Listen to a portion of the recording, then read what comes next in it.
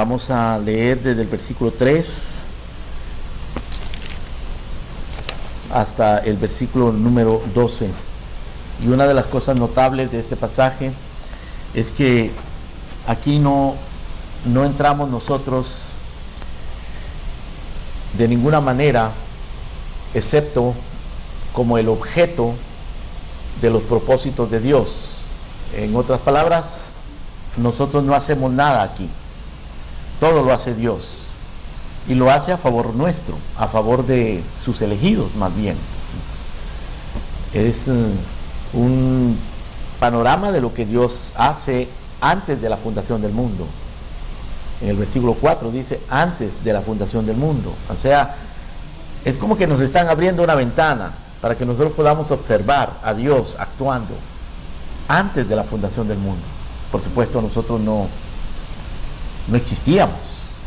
Sin embargo, ya Dios estaba proyectando sus propósitos en los cuales nosotros habríamos de entrar, o sus elegidos habrían de entrar.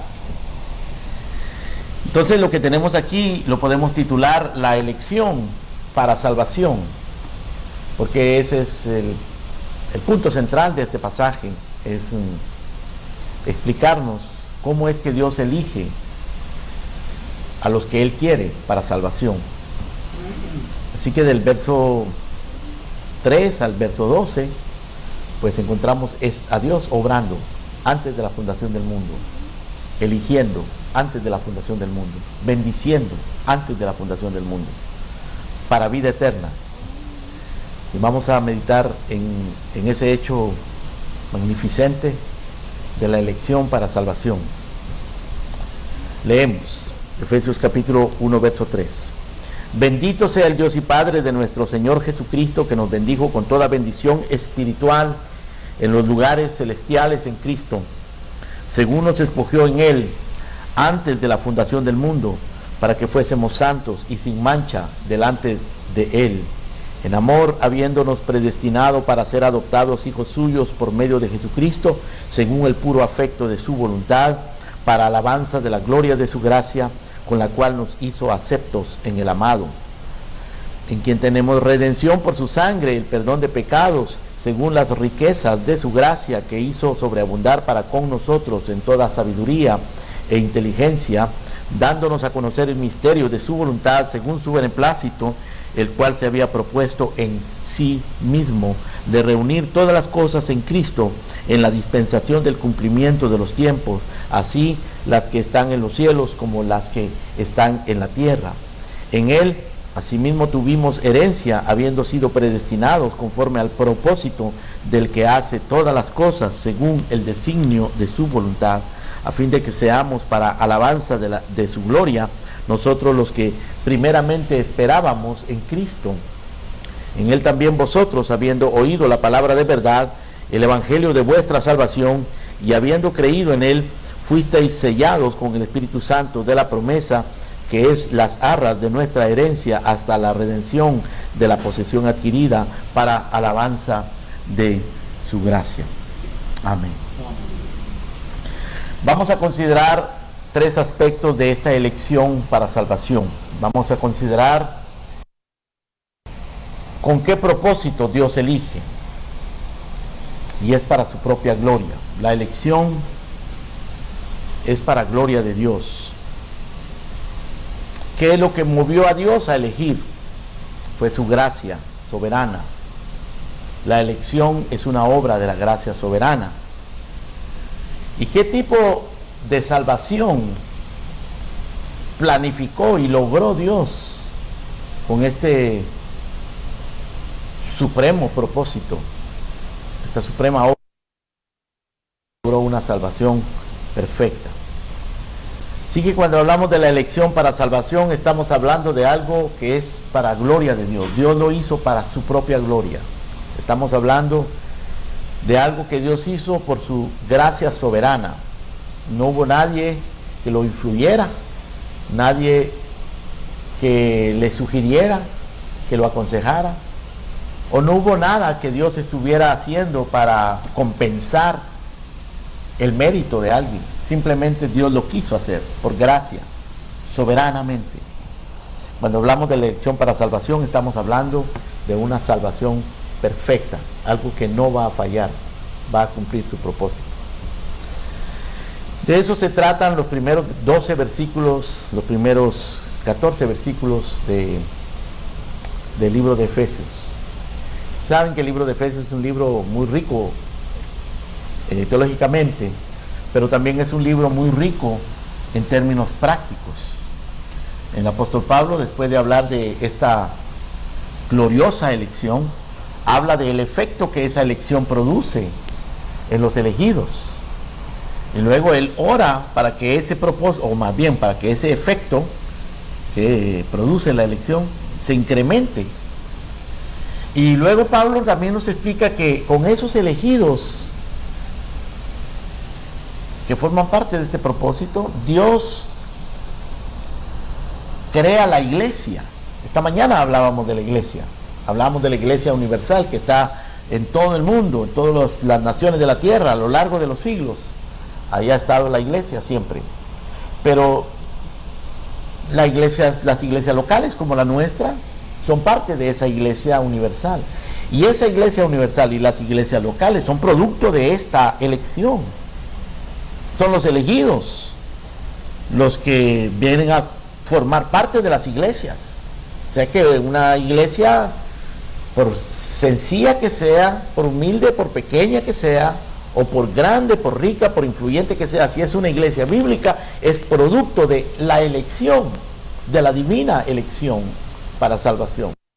Pablo explica eso, dice que es un templo espiritual que Dios está edificando, y le puso como fundamento a Jesucristo y los apóstoles y profetas, edificados sobre los apóstoles y profetas, siendo Jesucristo mismo el fundamento. Pablo explica también que esto ha sido un misterio a través de los siglos que Dios ha revelado de una manera plena a través de la predicación del Evangelio. Luego Pablo también dice que los que han sido elegidos para esta salvación son gente que tienen una responsabilidad, la responsabilidad de andar como es digno de esa vocación con que fue llamado. Los elegidos son gente que responde de manera digna y camina, viven de una manera digna, que glorifica, que honra esa elección. Los verdaderos elegidos no son gente hipócrita, religiosa, superficial, formalista, sino que son gente sincera, gente transformada, los verdaderos elegidos. Pero todo esto es producto de la elección divina de la elección divina para salvación. Y también Pablo habla de una batalla, la batalla que tienen los elegidos. Los elegidos tienen una batalla verdadera contra su propio pecado, y una batalla contra Satanás. Más adelante Pablo dice que estemos firmes contra las acechanzas del diablo. Y en otro pasaje, en el capítulo 4, dice que Él requiere en el Señor que no andemos como los otros gentiles que andan en la vanidad de su mente, porque tienen el entendimiento entenebrecido. Es decir, los elegidos caminan de una manera que los distingue como elegidos, como llamados de Dios, como hijos de luz. Hijos de luz le llama el apóstol Pablo. Pablo habla posteriormente de los matrimonios, el esposo y la esposa cristiano, los que son elegidos. Habla de los hijos, habla de la forma en que trabajamos, habla de la forma en que criamos a nuestros hijos, habla de todas esas cosas prácticas que se derivan de esta elección divina para salvación. Así que esto es supremamente importante que nosotros lo entendamos, para que entendamos el cristianismo, para que no nos imaginemos que el cristianismo es un fenómeno cultural, o que el cristianismo es simplemente una cuestión mecánica, que nosotros podemos estar envueltos en ese movimiento mecánico, dejándonos llevar por la inercia de nuestra religión, domingo tras domingo. No, tiene que ser algo más vital, algo profundo, algo real, algo que nos mueve, algo que nos transforma, algo que nos hace diferentes, porque es producto de la iniciativa divina antes de la fundación del mundo, en los lugares celestiales. Así que la doctrina de la elección divina para salvación es supremamente importante, es el fundamento de todo. Ahora, antes de entrar a considerar nuestros encabezados, quiero señalar algo también muy importante, que cuando el apóstol comienza a describir este acto divino, soberano de Dios antes de la fundación del mundo, el apóstol lo hace en el contexto de la adoración. Si ustedes tienen sus Biblias y bajan la vista hacia el verso 3, noten que dice: bendito sea el Dios y Padre de nuestro Señor Jesucristo, que nos bendijo con toda bendición espiritual en los lugares celestiales, según nos escogió en Él antes de la fundación del mundo. Pero noten ustedes cómo comienza. Él está hablando de los lugares celestiales, de la bendición que Dios le da a sus elegidos antes de la fundación del mundo en los lugares celestiales. Pero lo primero que él dice es: bendito sea el Dios y Padre de nuestro Señor Jesucristo. En otras palabras, Pablo no está dando un discurso teológico, no está exponiendo de una manera académica una doctrina profunda.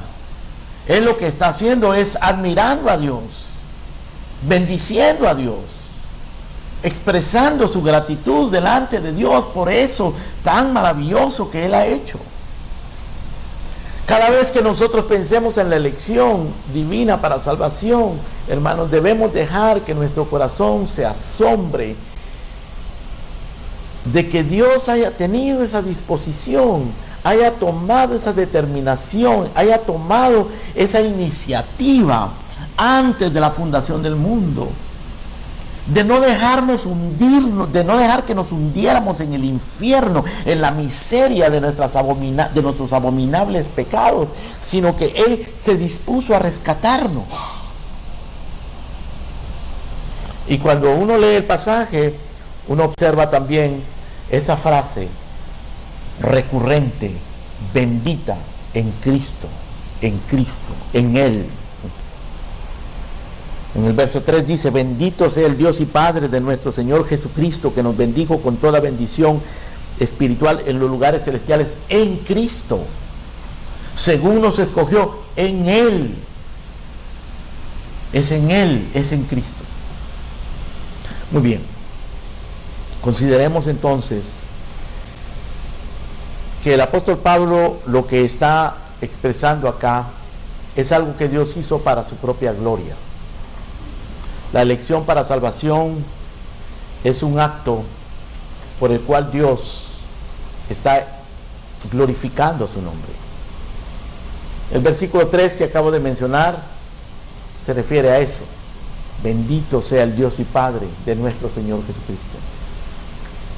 El que entiende la elección es una persona que no puede menos que bendecir a Dios, glorificarle, honrarle.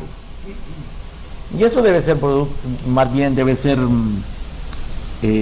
algo que nos mueva a la oración, hermanos. Debe ser parte de nuestras oraciones, como el Señor Jesucristo mismo lo enseñó. El Señor Jesucristo dijo: cuando vosotros oréis, decid así: Padre nuestro que estás en los cielos, santificado sea tu nombre. Es decir, nosotros debemos de enfocarnos en la honra, en la gloria del nombre de Dios. Debemos buscar que el nombre de Dios sea santificado. Y una de las motivaciones más grandes que nosotros tenemos para buscar que el nombre de Dios sea glorificado, sea santificado, sea honrado, es que Él nos escogió antes de la fundación del mundo. Bendición espiritual en los lugares celestiales, cuando nosotros ni siquiera existíamos, cuando Dios sabía que iba a venir el pecado y que nosotros íbamos a ser contaminados por el pecado, Dios nos bendijo, o más bien Dios nos escogió para bendecirnos. Y por lo tanto nosotros debemos ser movidos a bendecir a Dios por ese motivo. En el versículo 6 dice: alabanza de la gloria de su gracia, con la cual nos hizo aceptos en el amado. Para alabanza de la gloria de su gracia. El verso 5 dice: en amor, habiéndonos predestinado para ser adoptados hijos suyos por medio de Jesucristo, según el puro afecto de su voluntad, para alabanza de la gloria de su gracia. O sea, a lo que a Dios lo está moviendo es que su nombre sea conocido, que su gloria sea conocida. Porque no hay otro nombre, no hay otro Dios, porque no hay Dios fuera del Dios creador de los cielos y de la tierra, y Él merece ser honrado, glorificado, exaltado. Nosotros nunca habríamos sabido eso. Nosotros nos habríamos hundido bajo el peso de nuestros pecados en el más profundo abismo de la condenación, sin jamás entender que hay un Dios glorioso, majestuoso, soberano, bueno, santo, sabio. Nunca lo habríamos conocido, pero Dios quiso revelar para alabanza, dice el verso 6, de la gloria de su gracia. En el verso 12 leemos: a fin de que seamos para alabanza de su gloria. Nosotros, los que primeramente esperábamos en Cristo, que seamos para alabanza de su gloria. ¿Para qué escoge Dios a los que Él elige? Para vida eterna. ¿Pero para qué nos da vida eterna? Para alabanza de la gloria de su gracia. Para que nosotros seamos el ejemplo de la gracia, de la majestad, de la bondad de Dios.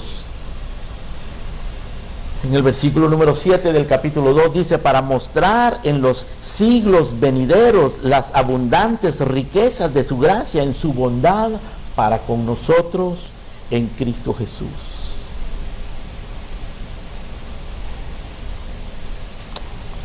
En nosotros Él va a mostrar las abundantes riquezas de su gracia en su bondad para con nosotros en Cristo Jesús, para alabanza de la gloria de su gracia.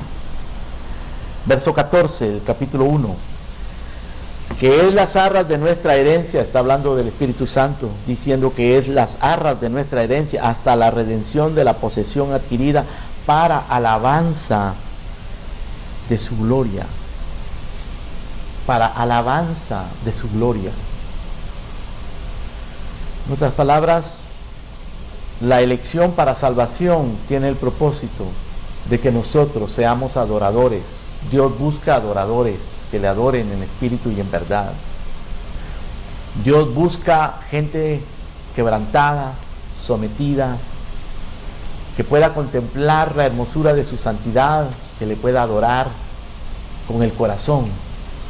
Siervos suyos que le alaben de una manera que ni siquiera los ángeles pueden hacer, porque los ángeles no conocieron el pecado, no saben lo que es ser rescatados de la miseria y la condenación. Ellos conocen de la gloria, la majestad de Dios, pero no conocen de la gracia de Dios. Nosotros no conocemos suficiente, no conocemos de la gloria y la majestad de Dios de la misma manera que los ángeles. Los ángeles lo contemplan, nosotros no. Nosotros estamos en esta tierra, pero conocemos algo más grande, conocemos la gracia de Dios, conocemos que Dios nos ha elegido sin ser dignos. Por eso en el capítulo 3, verso 21 dice: a Él sea gloria en la iglesia, en Cristo Jesús, por todas las edades, siglos de los siglos. Amén. En la iglesia la gloria es para Dios. En la iglesia nosotros no venimos a buscar nuestras propias agendas, nuestra satisfacción, no venimos a buscar la complacencia con los hombres o la complacencia de los hombres. A la iglesia no venimos a implantar nuestras propias ideas, no venimos a buscar terapia personal, venimos a glorificar a Dios.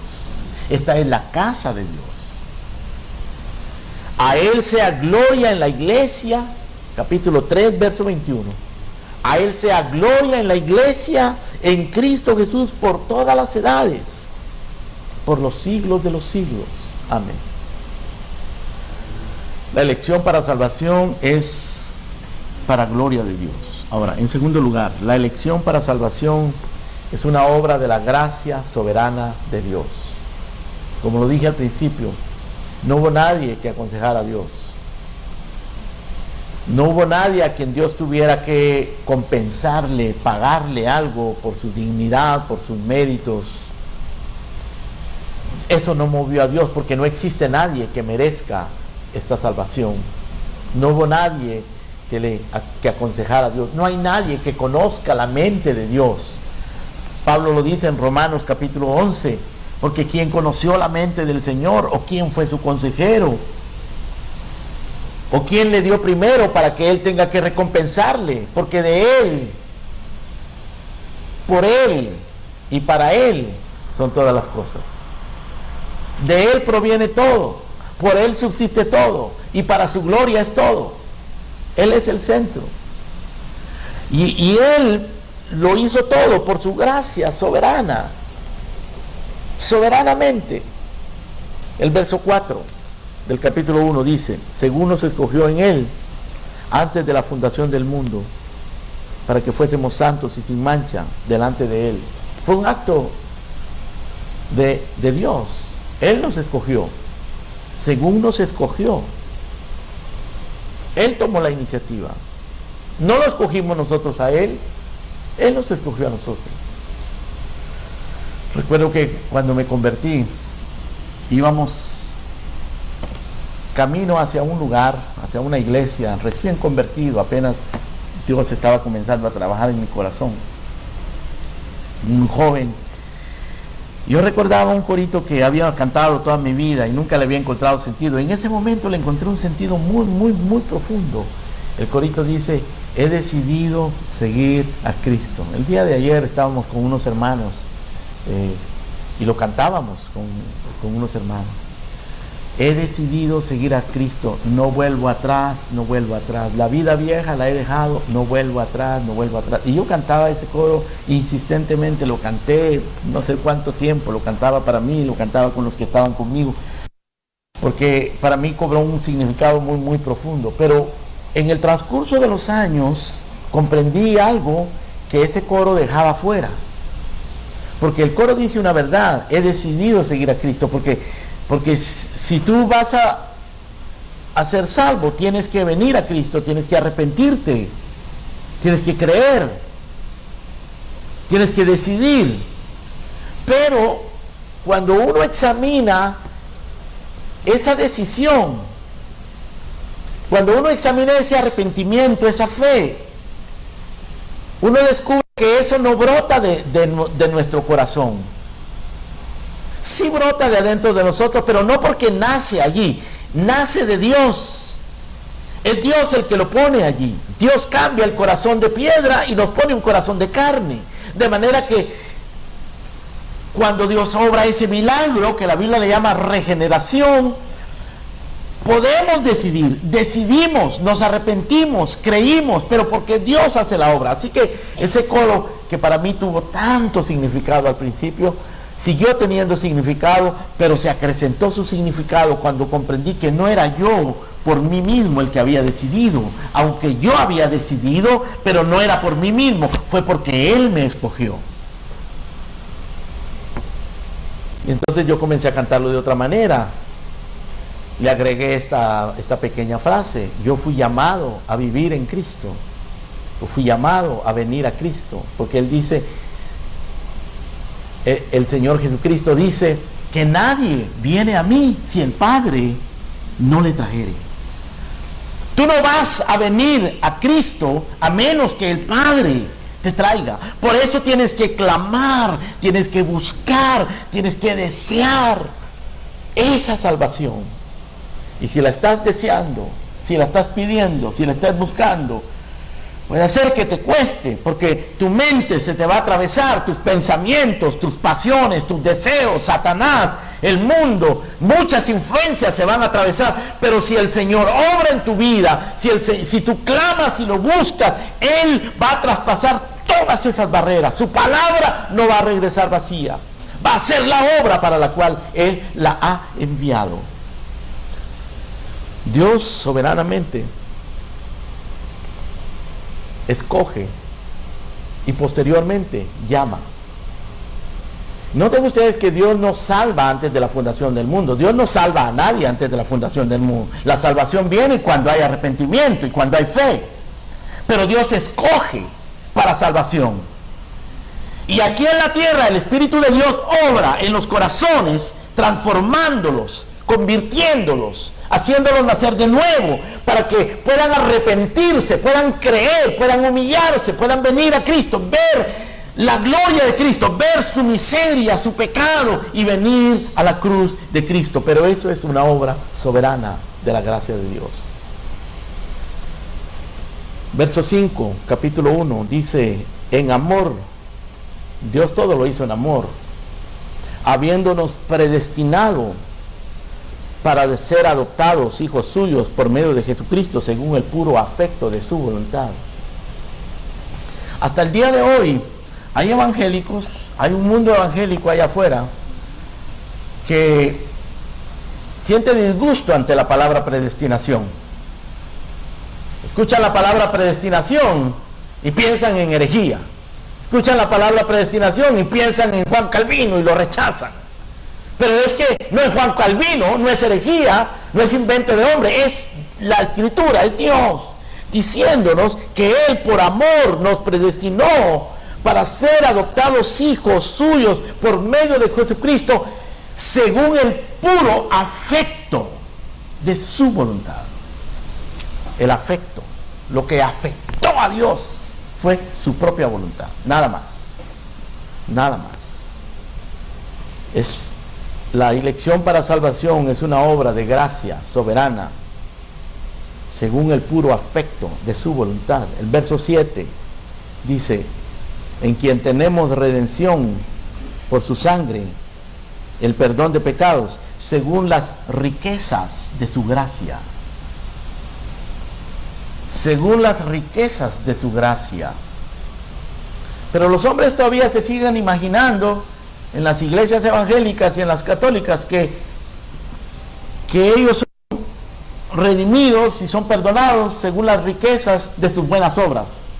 Pero no, nuestras buenas obras no son ricas para con Dios. Nuestras buenas obras delante de Dios son trapos inmundos, despreciables. Son las riquezas de su gracia. Es su gracia soberana.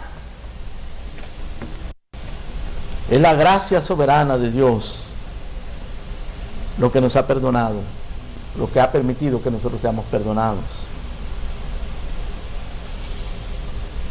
Verso número 11. Perdón, verso número 9. Veamos el número 9. Dice: dándonos a conocer el misterio de su voluntad, según su beneplácito. Esa palabra beneplácito quiere decir el buen placer. Beneplácito. Bene es bueno. Plácito es placer. Beneplácito, buen placer. Dios encontró placer en hacer esto soberanamente. Según su beneplácito, que se había propuesto en sí mismo, se lo propuso en sí mismo, porque no había nadie más en quien proponérselo, y lo hizo en Cristo. Por eso cuando el Señor Jesucristo fue bautizado, el Padre derramó su Espíritu Santo y dejó oír su voz diciendo: este es mi Hijo amado, en el cual tengo complacencia. Por eso cuando subió al monte de la transfiguración y Cristo fue transfigurado delante de Pedro, Juan y Jacobo, y apareció Moisés y Elías, al momento se desapareció Moisés y Elías y quedó solamente Cristo. Y se escuchó nuevamente la voz del Padre que dijo: este es mi Hijo amado, a Él oíd, en Él tengo complacencia. Es en Cristo, de una manera soberana, dándonos a conocer el misterio de su voluntad según su beneplácito que se había propuesto en sí mismo. Verso 9. Verso 11. En Él, asimismo, tuvimos herencia, habiendo sido predestinados conforme al propósito del que hace todas las cosas según el designio de su voluntad. El designio de su voluntad. Designio, de ahí viene la palabra diseñador. Hoy se habla de los diseñadores, diseñador de interiores. Diseñador de interiores es una persona que llega a un local vacío Y entonces él puede imaginarse los colores, puede imaginarse los espacios y las formas y la utilidad de aquel espacio para sacarle el mejor provecho y hacerlo lucir lo más posible. Es un diseñador de modas, puede imaginarse los colores de las telas, la calidad, las medidas y diseñar. Y gana mucho dinero por diseñar. Dios es un diseñador, pero es el diseñador de la salvación eterna de sus elegidos. Y el versículo número 11 dice que Él hace todas las cosas según el diseño, el designio de su voluntad. O sea, la elección para salvación es obra de la gracia soberana. De que el nombre de Dios sea glorificado es obra de la gracia soberana de Dios. En tercer lugar, este pasaje nos enseña que la elección para salvación produce una salvación perfecta. Y repito algo que dije hace un momento, hermanos, que es importante que ustedes lo entiendan. El otro día un predicador estaba insistiendo algo, yo le corregí porque realmente es un error muy grave para un predicador, pero él decía: Dios nos salvó antes de la fundación del mundo. Pero Dios nos salva antes de la fundación del mundo. Él salva a pecadores que se arrepienten, pecadores que creen, pero Dios elige antes de la fundación del mundo a los que habrán de ser salvos. Pero esos que habrán de ser salvos tienen que arrepentirse, tienen que creer.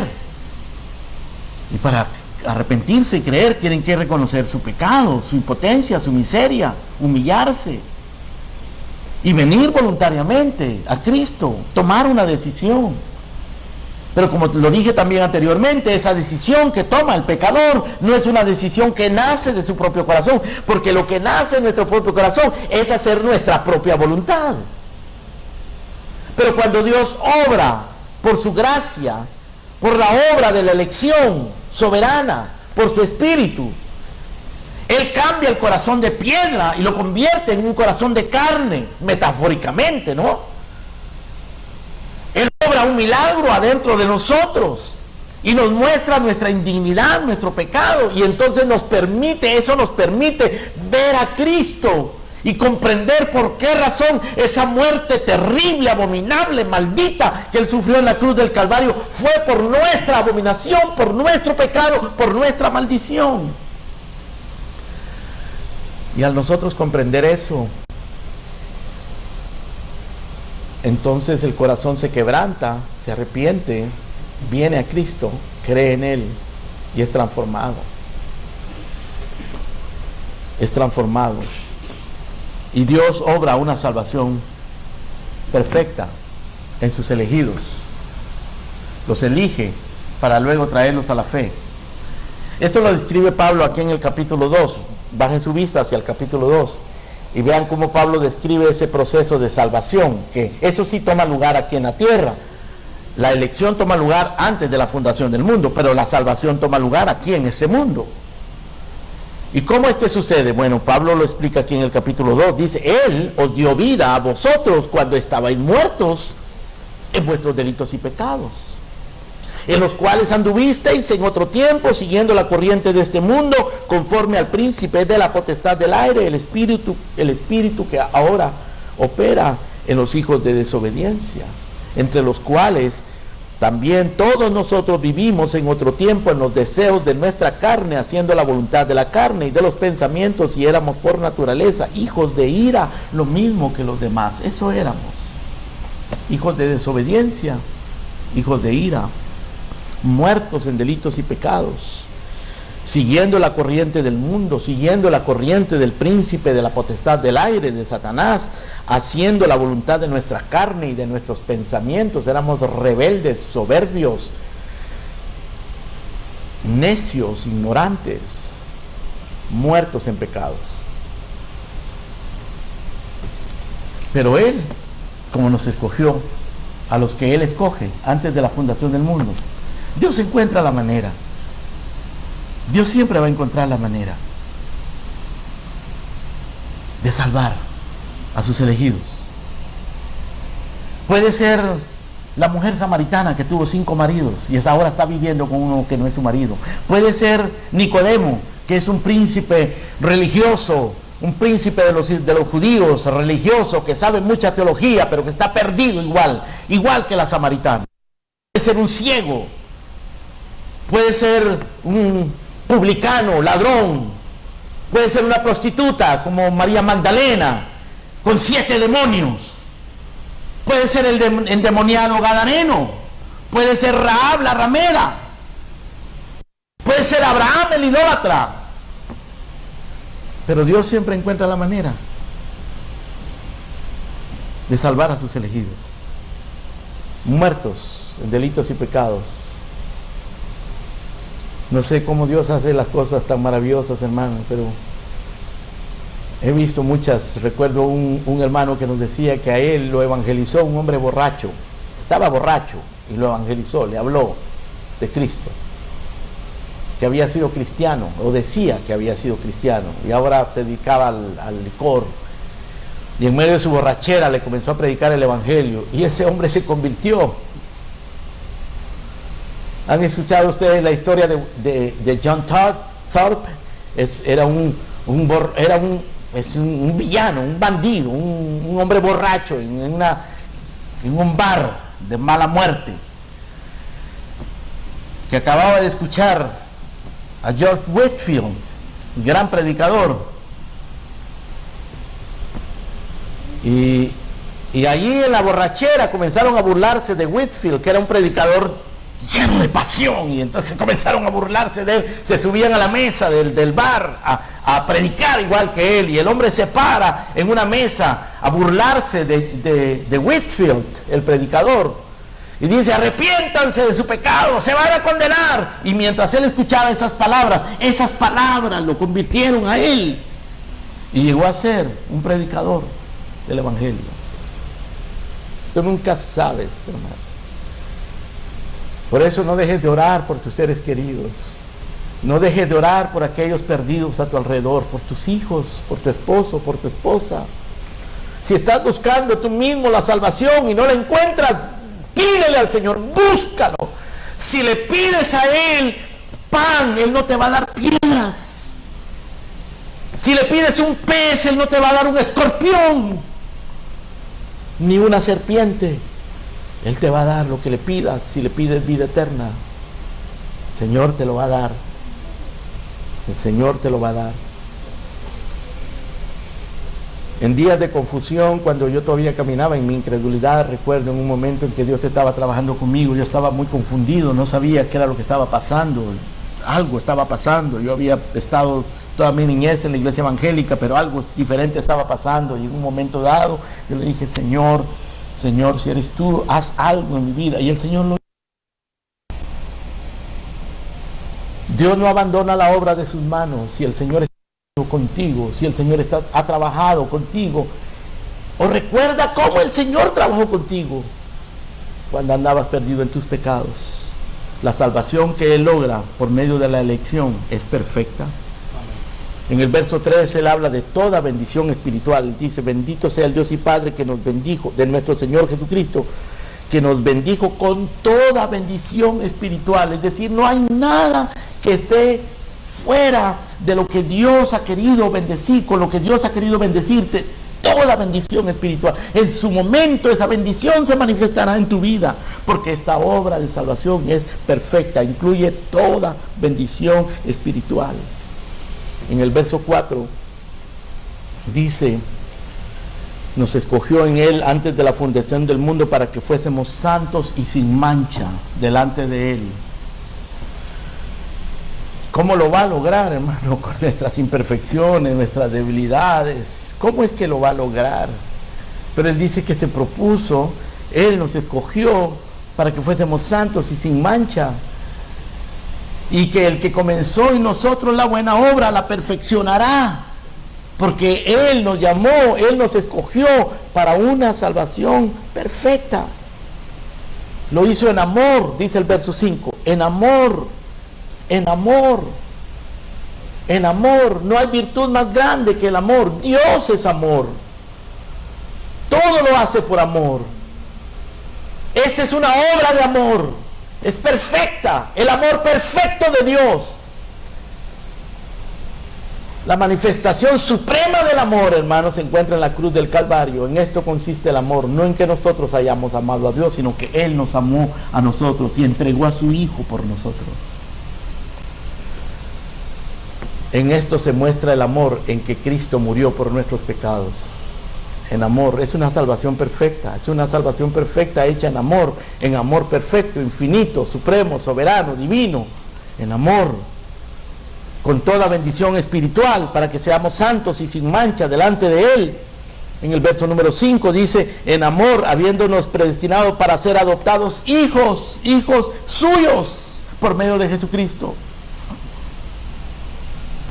Ahora, ¿qué amor aquí en la tierra, qué amor más incondicional hay que el amor de un padre por sus hijos o de una madre por sus hijos? Hijos, Él nos adoptó como hijos. Él no solamente nos salvó y nos perdonó, como que si alguien le perdona sus deudas a una persona y le dice, bueno, te perdono, pero no quiero verte más en mi vida.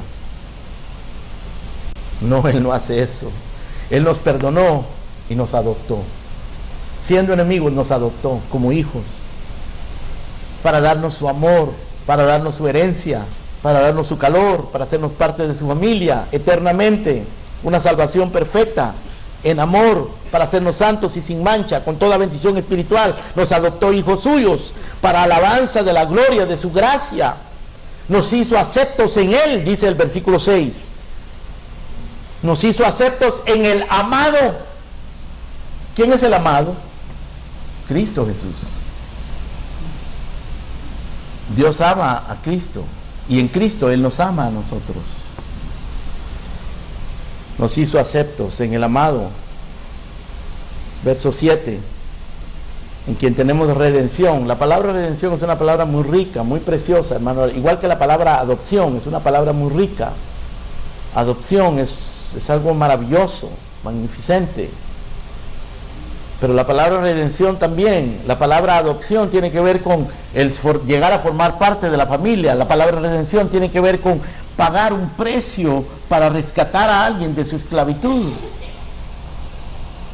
Y el precio que Dios pagó fue el precio de la vida de su Hijo Jesucristo para redimirnos. Y así obtener eterna redención, una salvación perfecta, para darnos el perdón de los pecados, dice el verso 7, en quien tenemos redención por su sangre, el perdón de pecados, según las riquezas de su gracia.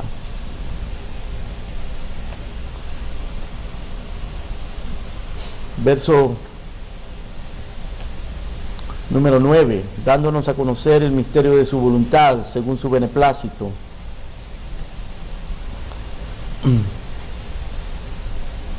Verso número 13, dice, en Él también nosotros, habiendo oído la palabra de verdad, el evangelio de vuestra salvación, y habiendo creído en Él, fuisteis sellados con el Espíritu Santo de la promesa. Bueno, esta salvación es tan perfecta que el Señor no la dejó al azar, no la dejó en riesgo de que se pierda, o de que alguien la destruya o la desbarate, ni aún nosotros mismos. Entonces dice acá que Él nos sella con el Espíritu Santo de la promesa. Esa palabra sella se refiere al acto antiguo, y todavía se hace, ¿no?, de poner una marca de propiedad, un sello de autenticidad, de que algo es auténtico y de que esto le pertenece a alguien y nadie más puede tomar posesión de ello. El sello garantiza no solamente que es auténtico, no solamente determina que le pertenece a alguien, pero también lo preserva de que le hagan daño. Él nos selló con el Espíritu Santo de la promesa. Dice el verso 14 que es las arras de nuestra herencia. Las arras es una manera de decir el anticipo. O sea que el Espíritu Santo es el anticipo de la herencia, nuestra herencia, la herencia de la vida eterna, hasta la redención de la posesión adquirida. Esa es una frase interesante también, hermanos. Hasta la redención de la posesión adquirida. Eso quiere decir que Dios va a venir a rescatar su posesión. ¿Y qué es lo que Dios ha poseído? Bueno, Dios posee en esta tierra, a Dios lo que en esta tierra le interesa no es la Casa Blanca, no es las Naciones Unidas, no es el Banco Mundial. A Dios no le interesan las universidades, ni los políticos, ni las estrellas de cine, no le interesan los millones de los millonarios. A Dios lo que le interesa en esta tierra es su pueblo redimido, sus elegidos, aquellos que han venido a Cristo, aquellos que en Cristo son redimidos. Eso es lo que le interesa. Esa es la posesión adquirida. Y entonces Dios ha sellado esa posesión con el Espíritu Santo, que es las arras, el anticipo de nuestra herencia, hasta que llegue el momento en que Dios venga a redimir, a rescatar su posesión en esta tierra. Cuando Él venga y nos resucite de entre los muertos, a los que estemos muertos, o nos transforme a los que estemos vivos y estemos para siempre con el Señor. La redención de la posesión adquirida, sellados con el Espíritu Santo, una salvación perfecta. La elección para salvación es para gloria de Dios, es obra de la gracia soberana de Dios, es una salvación perfecta, perfecta. Y en el versículo 15, el apóstol Pablo hace una conexión súbita de aquello que Dios hizo antes de la fundación del mundo, en los lugares celestiales, soberanamente, para su gloria, perfectamente diseñado y planificado. Él hace un cambio súbito. En el verso 15 él dice: por esta causa, por causa de lo que Dios hizo, por causa de esa elección soberana para su gloria, que garantiza una salvación perfecta, por esta causa, yo, habiendo oído de vuestra fe, yo he escuchado que ustedes han creído eso, que ustedes han recibido eso, habiendo oído de vuestra fe en el Señor Jesús y de vuestro amor para con todos los santos. O sea que para Pablo, escuchar que los efesios creían en Cristo y escuchar que estaban viviendo una vida de amor y de comunión en una iglesia local, en la iglesia de Éfeso. Esta mañana hablábamos de la iglesia local, hablábamos de la estructura de una iglesia local con sus pastores, diáconos y miembros. Hablábamos de la comunión de la iglesia local con Cristo y unos con otros, de la autoridad de la iglesia local. Hablábamos de todas esas cosas maravillosas de la iglesia local, y Pablo aquí se está refiriendo a eso. Dice: ahora, yo he escuchado que ustedes han creído eso, que han creído en ese Cristo Salvador y que se aman los unos a los otros. Por esta causa, habiendo oído de vuestra fe en el Señor Jesucristo y de vuestro amor para con todos los santos, no ceso de dar gracias por vosotros. No ceso de dar gracias que esto que Dios hizo antes de la fundación del mundo está funcionando en vuestras vidas. Ustedes lo han conocido, que lo han entendido, que se han arrepentido, que se han comprometido con la iglesia de Cristo. No ceso de dar gracias. Cuán agradecidos debemos estar, hermanos, por nuestros hermanos. Cuán agradecidos deben estar de tener una iglesia donde hay gente que ha tenido esa misma experiencia. Y si tú no la has tenido, tienes que pedirle al Señor, tienes que venir a Él y decirle: Señor, obra en mi corazón para que yo pueda entender esto, para que yo pueda creer en Cristo, para que yo pueda amar a mis hermanos, para que yo pueda glorificarte, para que yo pueda tener esa salvación perfecta. Pablo dice: por esta causa, habiendo oído de vuestra fe en el Señor Jesucristo y de vuestro amor para con todos los santos. Esas son señales, hermano, importantísimas de un verdadero cristiano, de un elegido. Hay gente que dice: yo soy cristiano, pero a mí la iglesia no me gusta. Hay mucha gente hipócrita y los pastores son unos manipuladores y a mí me gusta buscar a Dios a mi manera, en mi casa, solo. Eso es antibíblico. La alegría de Pablo era porque ellos habían creído y porque se amaban los unos a los otros. No porque eran perfectos, no porque no habían conflictos o pecados, sino porque nos une Cristo. En Él está nuestra comunión. Verso 16: no ceso de dar gracias por vosotros, haciendo memoria de vosotros en mis oraciones. Pablo no solamente daba gracias, pero oraba por los hermanos. El culto de oración es supremamente importante. Todos ustedes deben de ser asiduos, gente esforzada para estar orando con la iglesia. Tenemos que orar. Pablo oraba y decía: yo no ceso de dar gracias y de hacer oración por vosotros, de hacer memoria de vosotros en mis oraciones. Debemos de orar los unos por los otros. ¿Oras tú por tus hermanos? ¿Oras tú por tu pastor, por los diáconos? ¿Oras por los hermanos de la iglesia? Por eso debemos conocernos los unos a los otros. Por eso debemos de buscar de una manera deliberada, intencional, la comunión. Debemos de buscar a aquellos con los que usualmente no nos relacionamos para conocer un poco más de ellos. Son hermanos nuestros en Cristo. Una de las cosas maravillosas, hermano, cuando uno tiene la oportunidad de visitar las iglesias en otros países, en otra cultura, en otros lugares, es que uno se encuentra con gente que uno no se imaginaba, que tienen la misma experiencia, el mismo espíritu, el mismo amor que nosotros tenemos aquí. Y uno se comienza a relacionar con hermanos cristianos, hermanos de otras culturas, de otros lugares, y en cuestión de minutos uno se siente en familia. Uno siente que los ha mucho tiempo porque es el mismo espíritu. Así que Pablo oraba.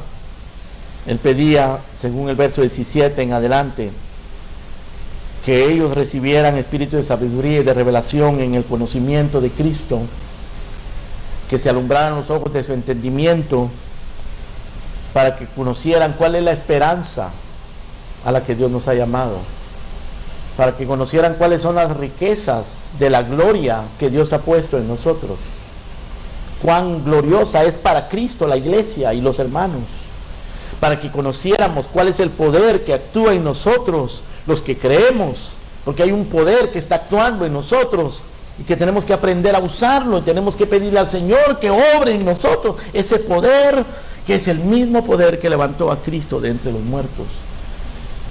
Y a nosotros nos levantó también de entre los muertos. Estábamos muertos en delitos y pecados, nos dio vida por gracia, no por obras, pero para buenas obras. Y llamó a los judíos que estaban cerca, porque ellos tenían los profetas y las escrituras, y a los gentiles que estaban lejos, y formó de ambos un solo pueblo, la iglesia. Dice el verso 18 del capítulo 2, porque por medio de él, los unos, los judíos, y los otros, los gentiles, tenemos entrada por un mismo espíritu al Padre. Así que ya no sois extranjeros ni advenedizos, sino conciudadanos de los santos, miembros de la familia de Dios, edificados sobre el fundamento de los apóstoles y profetas, siendo la principal piedra del ángulo, Jesucristo mismo. Él es la piedra angular. Sin Él no hay nada.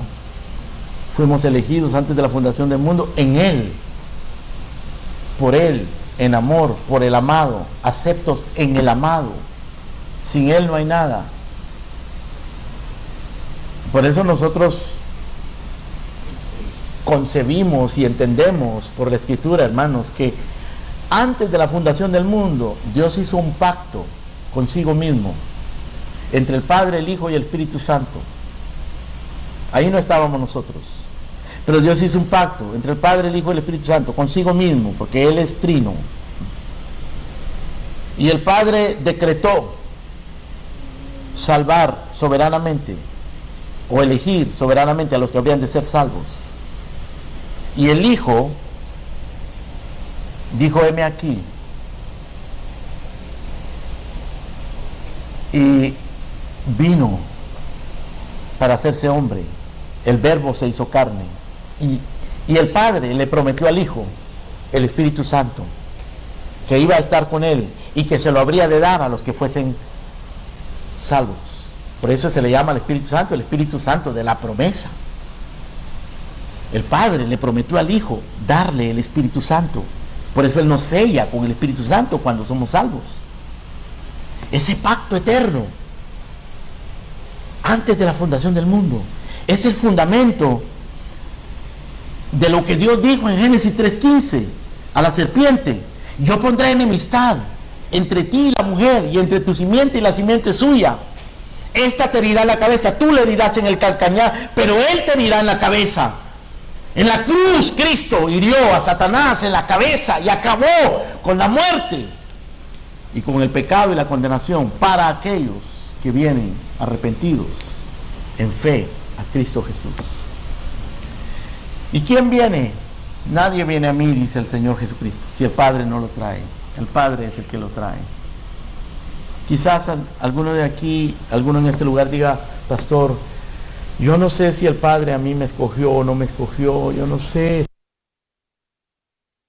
Pero ¿sabes qué? Si tú estás aquí y estás escuchando estas palabras y hay lucha y hay una inquietud en tu corazón, es porque Dios está trabajando en ti, porque Dios te está llamando, y lo que tienes que hacer es suplicarle, clamarle, pedirle, buscarlo, insistir, mirar hacia Él. Quizás ustedes conocen la historia de Spurgeon, cuando uno llega al tabernáculo metropolitano, hermano, detrás del púlpito, en la parte de arriba, hay un versículo que dice: mirad a mí y sed salvos todos los términos de la tierra. Porque ese versículo es bíblico, por supuesto, está en el libro de Isaías, pero también es el versículo que históricamente Dios usó para traer al joven Spurgeon cuando él estaba buscando la salvación.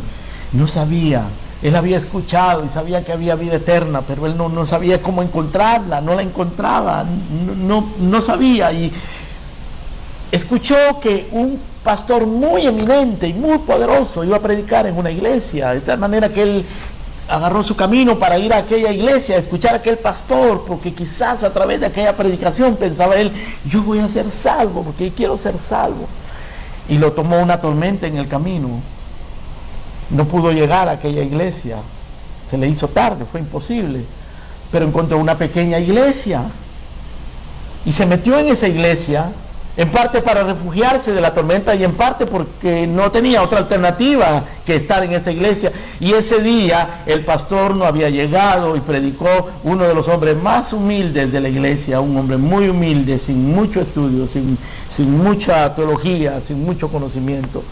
Dice: yo no sé predicar, pero les invito a que vengan a este versículo: mirad a mí y sed salvos todos los términos de la tierra.